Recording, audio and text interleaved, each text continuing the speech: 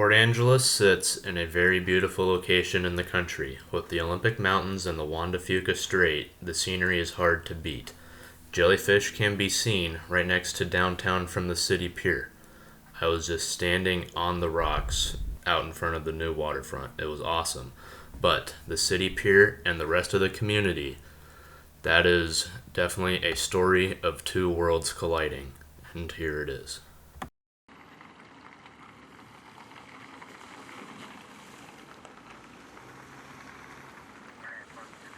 Overdose calls take up a lot of emergency service resources because you never know how someone will respond to being Narcaned.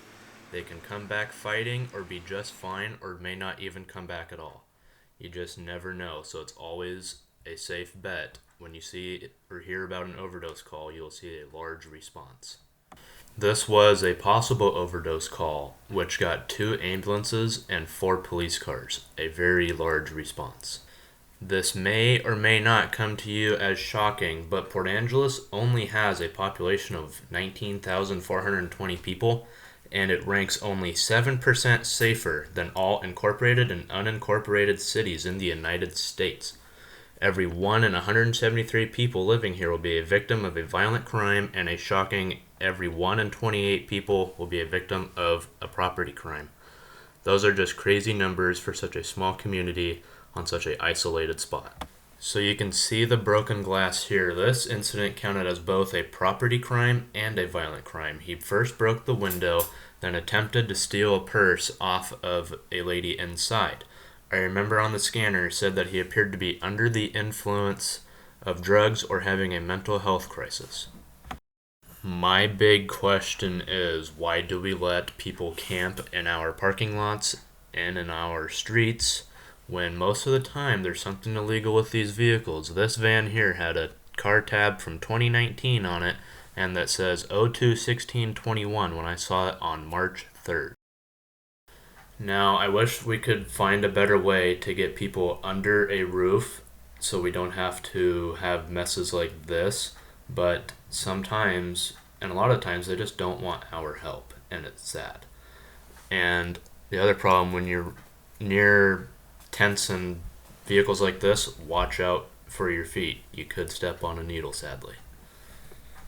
And why throw your needle on the ground when it could still have remnants of something on it that could get inside our system if we get punctured, and that could be very bad.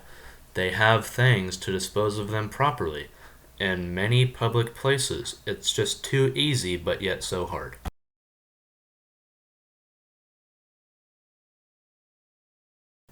So, it's no secret that Port Angeles' housing price is very high. The average house price in Port Angeles is $307,119. And keep in mind, it's only 7% safer than all communities in the United States with a small population. I'm going to compare a place that I want to live, Idaho Falls. Average housing price is $276,605. 34% safer than all communities, and a population of almost 62,000 as of 2019.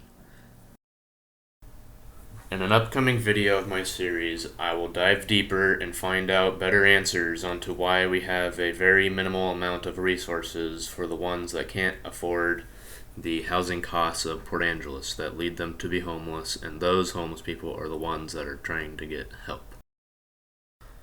Thank you for watching. I look forward to making this upcoming video series to better help our community.